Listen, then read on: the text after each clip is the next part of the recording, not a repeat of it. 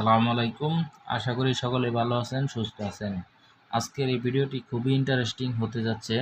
আজকের এই ভিডিও থেকে আপনারা জানতে পারবেন কিভাবে দুইটা ইনভার্টার একসাথে করতে হয়। আপনাদের কাছে যদি 2-3টা ইনভার্টার থাকে এবং সেই 2-3টা ইনভার্টার একসাথে করে কিভাবে শক্তি বাড়াবেন, আজকের এই ভিডিও থেকে A to Z সব কিছু জানতে পারবেন।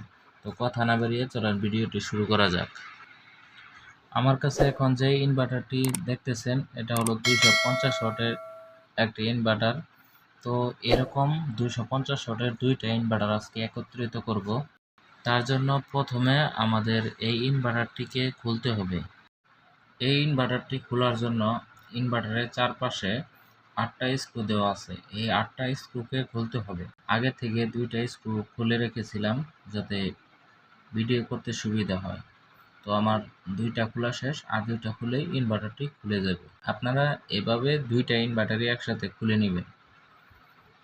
তো ইনভার্টারটি আমার খোলা শেষ। তো ইনভার্টারের সার্কিটের সাথে মসফেটের সাথে আরেকটা স্ক্রু আছে, এই স্ক্রুটা খুলতেই হবে। তো এই স্ক্রুটাকে আমরা খুলে ফেলবো। আউটপুট সাইডে যে সকেট আছে, এই সকেটের একটা নাট বা বোল্ট যাই বলেন, এই সকেট থেকেও একটা স্ক্রু খুলে দিতে হবে। তো এই স্ক্রুটাকে আমাদের খোলার পর আমরা তারপর আমাদের আউটপুটের সকেটের যে পিনগুলো সহ উঠে যাবে। তারপর আলতোভাবে হালকা করে টান দিলেই ইনভার্টারটি খুলে যাবে। তো আমরা এখানে দেখছি যে ইনভার্টারের ভিতর যে কীরকম সার্কিট ব্যবহার করা হয়েছে। আসলে এটা 140 ওয়াট থেকে 120 ওয়াট লোড নেয়। তো আমি চাচ্ছি যাতে 250 থেকে 300 ওয়াট লোড ব্যবহার করতে পারি, সেই জন্য আমি 2টা ইনভার্টার একসাথে করব। আমরা 2টা ইনভার্টারের সার্কিট একসাথে খুলে নিয়েছি। 2টা ইনভার্টারই সেম একই রকম। তো একই রকম সেম। তো একটা ইনভার্টারের আউটপুটের 2টি তার আমরা কেটে ফেলব।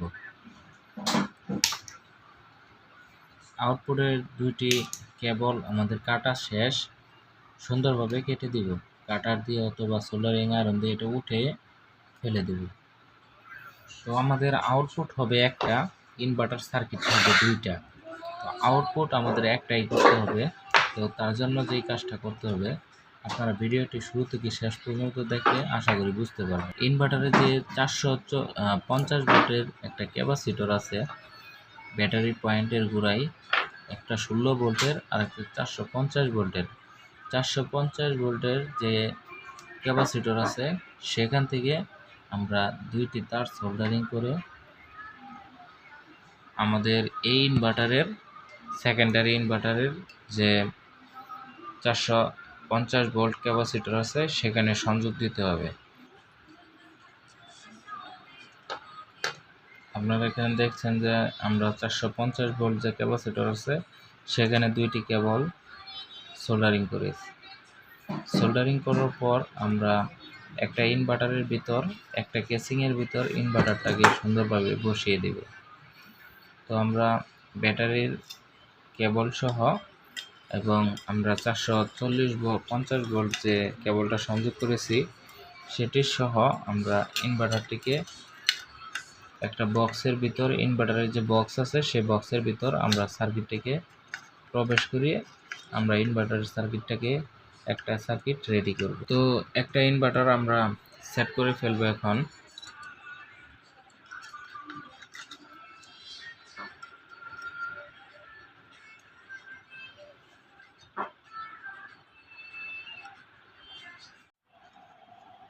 আমরা প্রথম ইনভার্টার থেকে দ্বিতীয় ইনভার্টারে কিভাবে সংযোগটা দিয়েছি আপনাদেরকে যদি দেখাই তাহলে খুব সহজেই বুঝতে পারবেন। প্রথম ইনভার্টার, এই ইনভার্টার আর এখানে আরেকটা ইনভার্টার সার্কিট বসাইছি আমরা এর ভিতরে। এটা যে ইনভার্টার সার্কিট সেম একই ইনভার্টার সার্কিট আমি উপরে 2টা একসাথে বসাই নিয়েছি।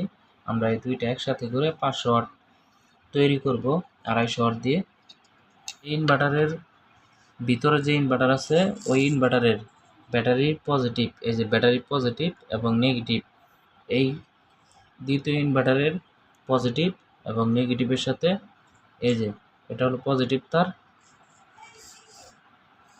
আর এটা হলো নেগেটিভ তার। যে পজিটিভ নেগেটিভ দুইটা দেখা যাচ্ছে, এই যে এটা হলো নেগেটিভ আর এটা হলো পজিটিভ। এই যে ক্লিপটা দেখা যাচ্ছে, এই ক্লিপটা হলো আমাদের ব্যাটারির সাথে সংযুক্ত হবে। এই ভিতরের ইনভার্টারের পজিটিভ নেগেটিভ এটার সাথে পজিটিভ নেগেটিভ একসাথে করে দিয়েছি। একসাথে করে দেওয়ার পর এই যে এখানে যে ক্যাপাসিটর আছে, ভিতরের এই ইনভার্টারে এরকম একটা ক্যাপাসিটর আছে। ওই ক্যাপাসিটর থেকে দুইটি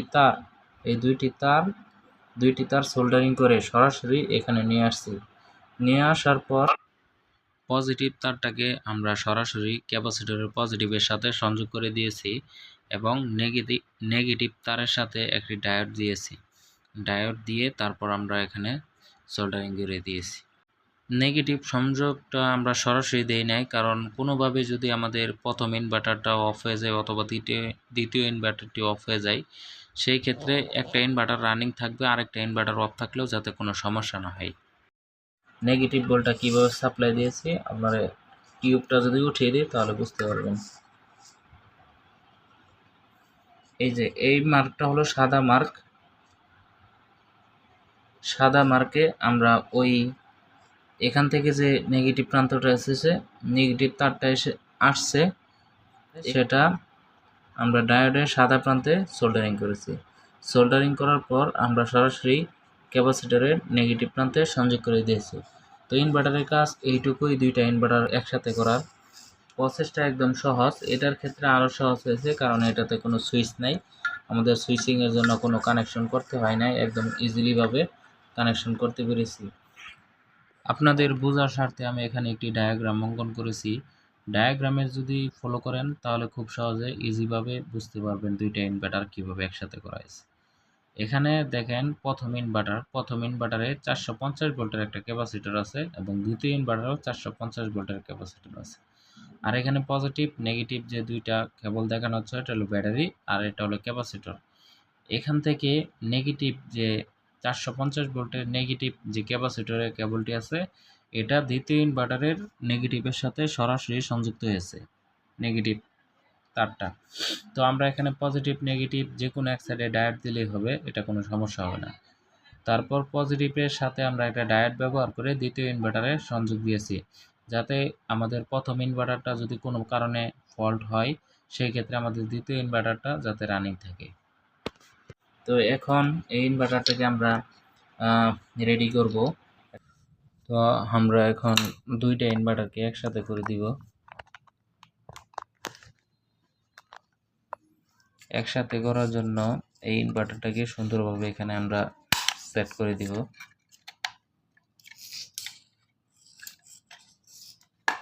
তো আমার দুইটা ইনভার্টার একসাথে সেট হয়ে গেছে। এখন আমরা এটার স্ক্রু দুইটা লাগিয়ে দিব। আমাদের স্ক্রু লাগানোর কাজ শেষ, আমাদের ইনভার্টারটা সম্পূর্ণ রেডি। আজকের ভিডিও থেকে দেখলেন যে দুইটা ইনভার্টার কীভাবে একসাথে করতে হয়। আজকের ভিডিওটি এই পর্যন্তই। সকলে ভালো থাকবেন, সুস্থ থাকবেন, ধন্যবাদ।